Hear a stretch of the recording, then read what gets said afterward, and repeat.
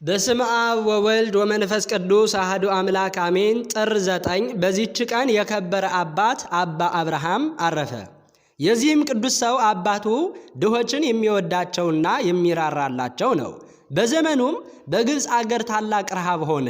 ገንዘቡን ሁሉ ለድሆች ሰጠ።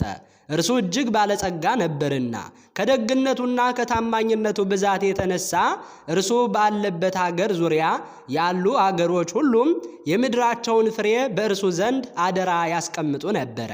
ረሃቡን በጸና ጊዜ በእርሱ ዘንድ በአደራ የተቀመጠውን እህል ሁሉንም ለድሆች ሰጠ። እግዚአብሔርም ስለ ምድራቸው ፍሬ ሁሉንም ክፉ ቃልን እንዳይነገሩት አደረጋቸው። በእርሱ ዘንድ ያኖሩትን የምድራቸውን ፍሬ ሽተው ወደ እርሱ በሚመልኩ ጊዜ ተነስቶ ወደ እርሳቸው ይሄዳል። እነርሱም በየራሳቸው ለእያንዳንዱ የምድራቸው ፍሬ እንደደረሳቸው አድርገው ይጽፍለታል እንጂ ምንም አይናገሩትም። የዚህም ቅዱስ እናት እግዚአብሔርን የምትፈራ ምእመን ናት። ሰይጣንም ቀናባት። በአንድ ክፉ ሰው ልቦና አድሮ በፋርስ ሰዎች ዘንድ ነገርን ሰራባት። እነርሱም ማርከው ወደ አገራቸው ወሰዷት። በአንዲት ሌሊት ራእይን አየች። ያ ነገር የሰራባት ሰው በሲኦል ውስጥ በእሳት ሰንሰለት ታስሮ እግዚአብሔር ያደረገልሽን ተመለከትሽን? ነገር የሰራብሽን ያንን ሰው ተበቅሎታልና ይላታል። እርሷ ግን ጌታዬ ሆይ መከራና ስቃይ በእርሱ ላይ እንዲደርስ አልሻም ትላለች። ያ የሚያስታትም አንቺ ግን ወደ ሀገርሽ ተመልሰሽ በቤትሽ ትኖሪ ዘንድ አለሽ ይላታል። እንዲሁም ሆነ። ባሏን በሞተ ጊዜ አብርሃም ድሃ አደግ ሆነ። እርሷም እናቱ ሚስት ልታጋባ አሰበች። እርሱ ግን ይህን አልወደደም። እናቱም እጅግ ደስ ተሰኘችበት። ወደ ገዳም ሂዶ ለመመንኮስ በፈለገ ጊዜ እናቱ ልትሸኘው ወጣች። እጆቿንም ወደ ሰማይ አንስታ በመጸለይ ልጇን ወደ እግዚአብሔር አደራ አስጠበቀች። አቤቱ ጌታዬ ይህንን ቁርባን አድርገህ ተቀበለኝ አለች። በዚያን ጊዜ አባ አብርሃም ሄደ። በአስቄጥስ በረሃ ውስጥ ተጉዞ በአባ ዮሐንስ አበምኔትነት ዘመን ወደ አባ መቃርስ ገዳም ደረሰ።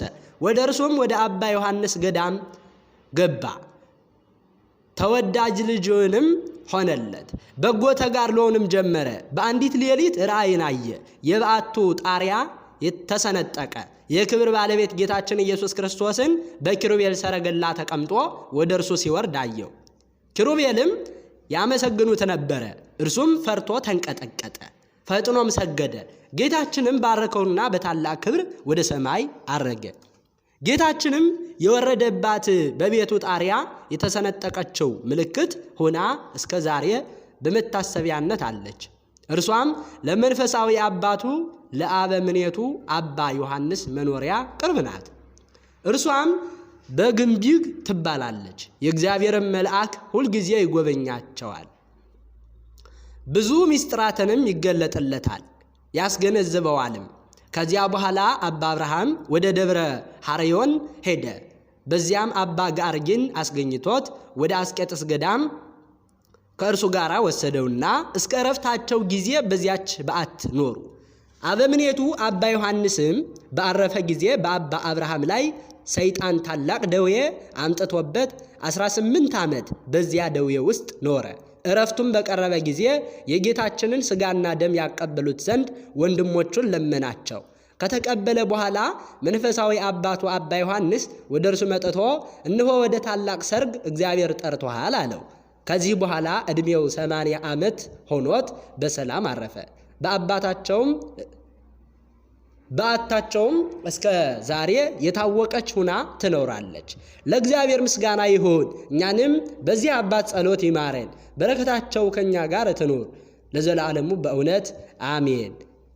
በዚህችም ዕለት የከበሩ አባቶች ጊዮርጊስ ኖስሞስ እና የሮሜ ሰው ዲዮስቆሮስ አረፈ።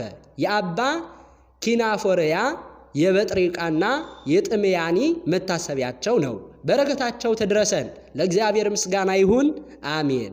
ጥር 9 ቀን የሚከበሩ ዓመታዊ የቅዱሳን በዓላት አባ አብርሃም ገዳማዊ፣ አባ ጋርጊ ጻድቅ፣ ቅዱስ ዲዮስቆሮስ ዘሮሜ፣ አባ ኪናፎርያ።